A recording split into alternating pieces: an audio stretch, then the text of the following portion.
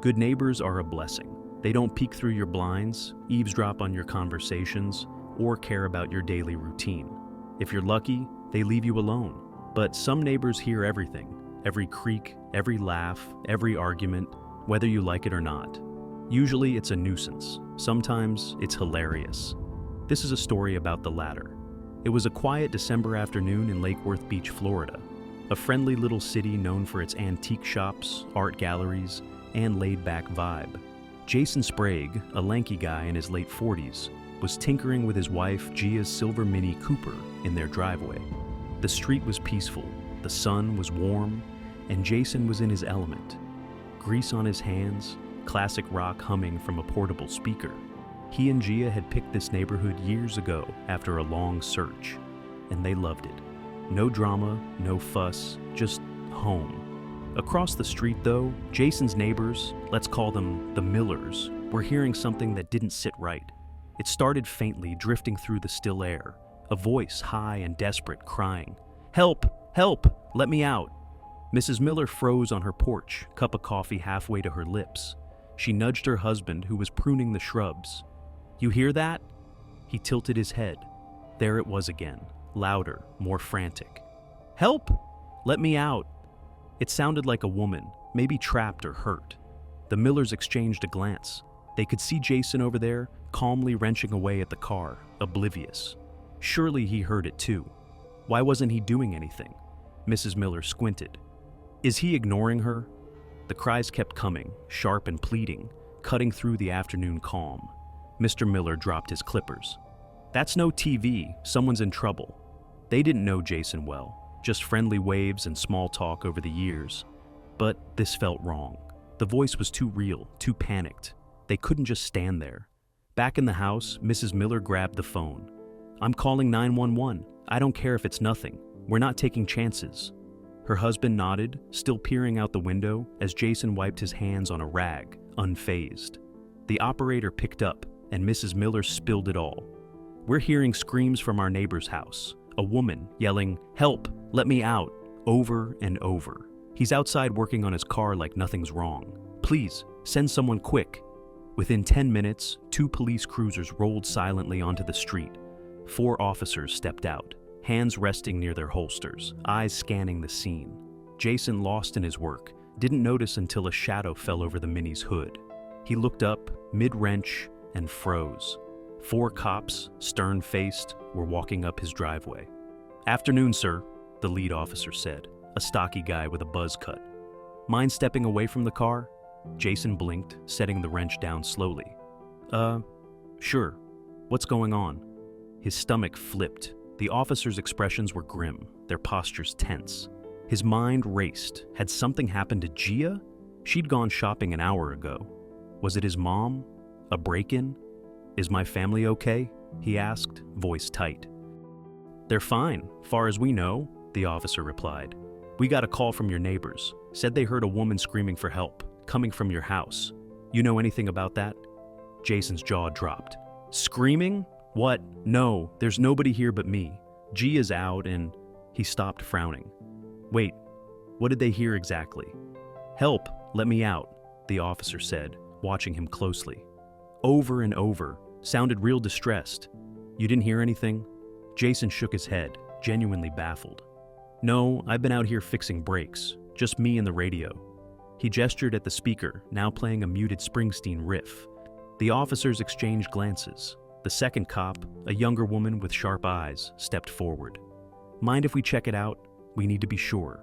"Yeah, of course," Jason said, still reeling. "But I'm telling you, there's no one inside. I'd know."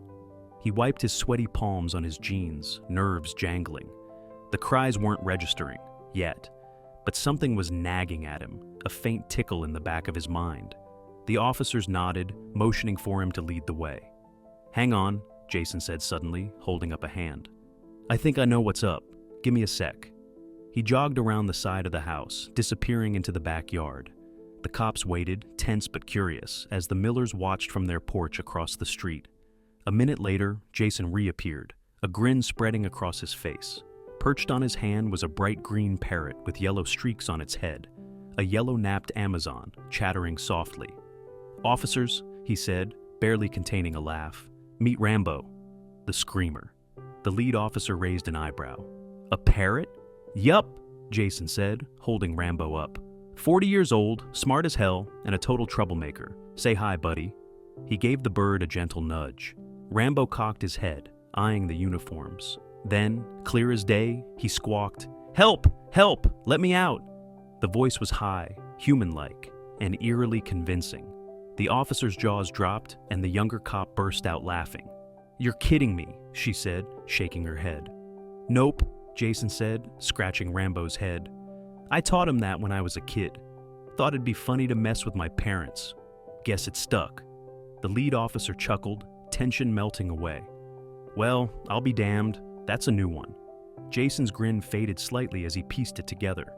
"Wait, so the neighbors heard him and thought..."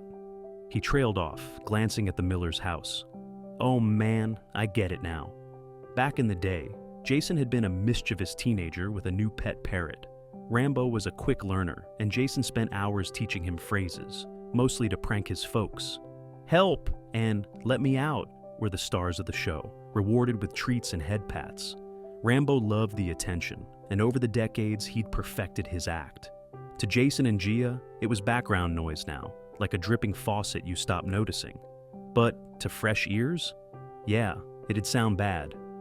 "Sorry about this," Jason said to the officers. "He's usually in the backyard, just talking to himself. I didn't think twice while I was out here." "No harm done," the lead officer said, holstering his radio. "Better safe than sorry. Your neighbors did the right thing."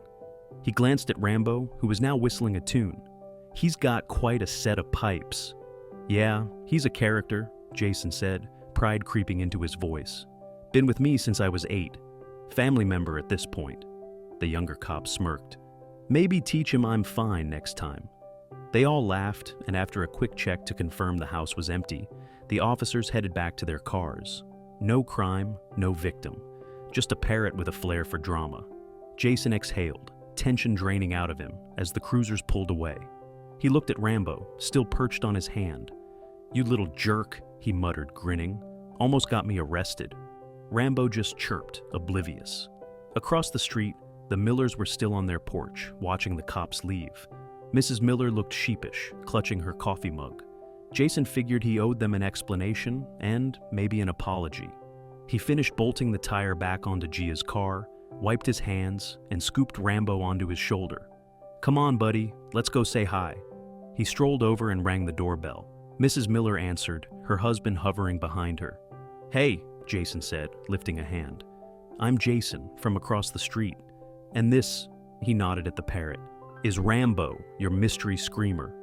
Mrs. Miller's eyes widened, then she laughed, a big relieved sound. "Oh my goodness, that was him? We thought..." "I know," Jason said, chuckling. "No hard feelings. I'd have called too if I heard that coming from your place." Mr. Miller stepped forward, grinning. "Sounded like a girl drowning or something.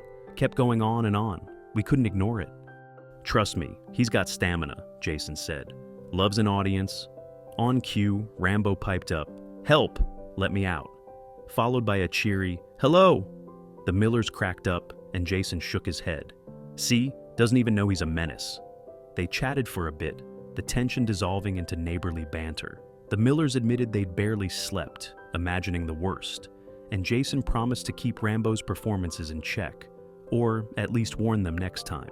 "He's harmless," he said, "just likes to keep things lively." As Jason headed home, Rambo whistling a tune on his shoulder, he couldn't help but laugh. A quiet day had turned into a neighborhood saga, all thanks to a bird with a big mouth. Later, he'd find out the security cameras caught the whole thing. The cops, the reveal, the laughs. Gia would upload it to YouTube, and millions would watch Rambo's moment of fame. But for now, it was just another sunny afternoon in Lake Worth Beach, peaceful again, until the parrot struck next.